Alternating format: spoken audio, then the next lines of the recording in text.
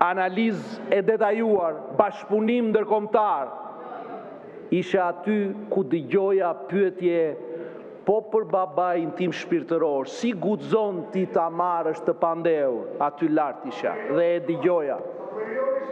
Dhe është shumë trishtuese, kur shikon një opozit të tërë, e cila nuk po bën asgjë tjetër, vetëm do që ta kthej timonin pas. Po nuk ka për të ndodhur. Nuk ka për të ndodhur. Ishte i qartë fare, Spaku ja u shfryu gjithë të llombacjen e kapjes me shifra. Pse? Se shteti ligjor nuk mbarset me thashe themet e qytetarëve digjital. Më tha njëri mua që ka ndodhur kjo gjëja atje dhe si guxon ti që se bën këtë punë. Jo, shteti ligjor ndërtohet mbi prova. Nëse ke provën, çoje në prokurori. Dhe pasi e ke çuar në prokurori, prit që prokuroria dhe gjykata të vendosin për atë çështje. Nuk vendos gjyqi popullor që ka vendosur për 50 vite me radhë dhe që ka bërë që ne sot të vazhdojmë me atë kulturë të tmerrshme institucionale. Ishte e qartë që vetëm krimit të organizuar i janë sekuestruar miliona euro. Ndërkohë këtu vazhdoi me pyetje, thua ti se nuk kanë dorëzuar prova apo ankime në institucionet e posaçme. Me prokurorin e përgjithshëm ishte edhe më e bukur. Prokurori i përgjithshëm drejton dhe kjo shumicë ka vendosur që prokurori i përgjithshëm të drejtoj përmes udhëzimeve që nxjerr. Të lutem.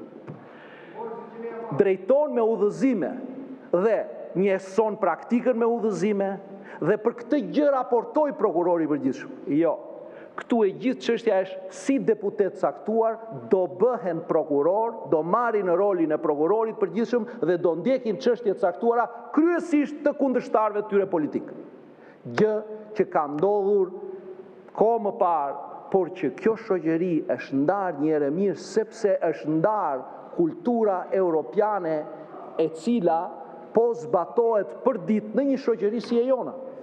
Pra, në çdo vend europian ku ne duam të aderojmë, vendimet se si funksionon gjyqësori, merr vetë gjyqësori, kontrollin e bën vetë gjykata. Vendimet se si prokurorët sillen apo se si gjyqtarët sillen, kur momenti kur inspektori i lartë i drejtësisë i marrin organet e qeverisjes së gjyqësorit. Këtë gjë ka bërë kjo shumicë. Dhe këtë gjë shqiptarët do shohin gjithmonë, që kjo shumicë po ndërton institucione përmes dhimbjeve, patjetër, përmes zakoneve të vjetra komuniste, patjetër, institucione të cilat mund të rrinë në këmbë për një kohë të gjatë dhe nuk mundet të kthehen te telefoni. Zgjidhe kështu atë çështje, te darka përpara vendimarrjes në gjykatën e lartë, e cila ju njollosi një herë e mirë dhe mirë është të ndaheni për ndërhyrje në pushtetin gjyqësor për të cilën jeni shpallur të padëshirueshëm nga vendet euroatlantike.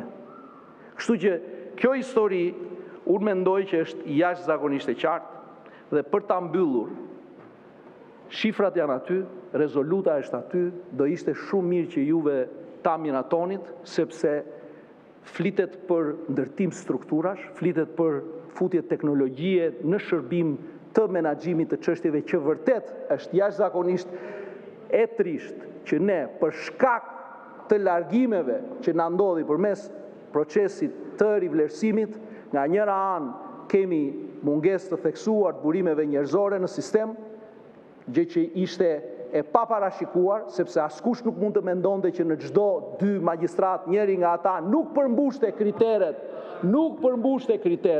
dhe nga ana tjetër, ne kemi një numër të madh çështjesh të cilat kanë nevojë për trajtim. Prandaj në këtë moment është jashtëzakonisht e rëndësishme që ne si qeveri do të vazhdojmë të garantojmë mbështetjen teknologjike, do të vazhdojmë të garantojmë mbështetjen financiare, do të vazhdojmë të garantojmë trajnimin e gjyqtarëve të rinj dhe magjistratëve të rinj, të cilët duhet të futen urgjent një orë më parë në sistem. Ajo çfarë mund të bëjmë si parlament, ajo çfarë ju të nderuar kolegë mund të bëni, është të përmirësoni legjislacionin, patjetër, dhe të përmirësoni monitorimin e funksionimit të institucioneve. Boll më me fletrufe personale ndaj individëve të caktuar për çështje të caktuara që ju dhëmbin juve personalisht. Personalisht.